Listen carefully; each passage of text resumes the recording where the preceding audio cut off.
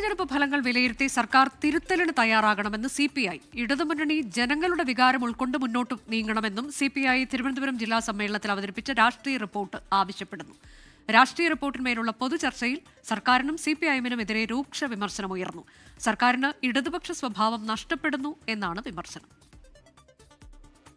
പാലക്കാട്, നിലമ്പൂർ ഉപതെരഞ്ഞെടുപ്പ് തോൽവികളുടെ പശ്ചാത്തലത്തിലാണ് CPI തിരുവനന്തപുരം ജില്ലാ സമ്മേളനത്തിൽ അവതരിപ്പിച്ച രാഷ്ട്രീയ റിപ്പോർട്ട് സർക്കാരിനോട് തിരുത്തൽ ആവശ്യപ്പെടുന്നത്.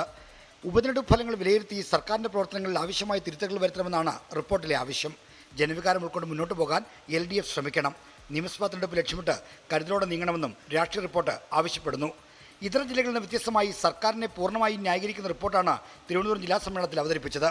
എന്നാൽ ഇതൊന്നും കണക്കെടുക്കാതെ സർക്കാരിനും CPIഎമ്മിനെതിരെ രൂക്ഷമായ വിമർശനമാണ് പൊതുചർച്ചയിൽ പ്രതിനിധികൾ ഉന്നയിച്ചത്. സർക്കാരിന് ഇടതുപക്ഷ സ്വഭാവം നഷ്ടപ്പെടുന്നു, പല തീരുമാനങ്ങളും ഇടത് സർക്കാരിന് ചേർന്നതല്ല എന്നിങ്ങനെയാണ് സർക്കാരിനെതിരായ വിമർശനങ്ങൾ. ഗവർണർക്കെതിരായ പോരാട്ടത്തിൽ CPIഎമ്മിന് ഇരട്ടത്താപ്പാണെന്നും സമീപനത്തിൽ ആത്മാർത്ഥതയില്ലെന്നും പ്രതിനിധികൾ വിമർശിച്ചു. നിലപാടുകളിൽ CPIഎം വെള്ളം ചേർക്കുകയാണ്. എല്ലാ മേഖലയിലും CPIയെ താഴ്ത്തിക്കെട്ടാനാണ് CPIഎമ്മിൻ്റെ ശ്രമം. വലിയ പാർട്ടി എന്ന രീതിയിലാണ് CPIഎമ്മിൻ്റെ മുന്നോട്ട് പോക്ക്.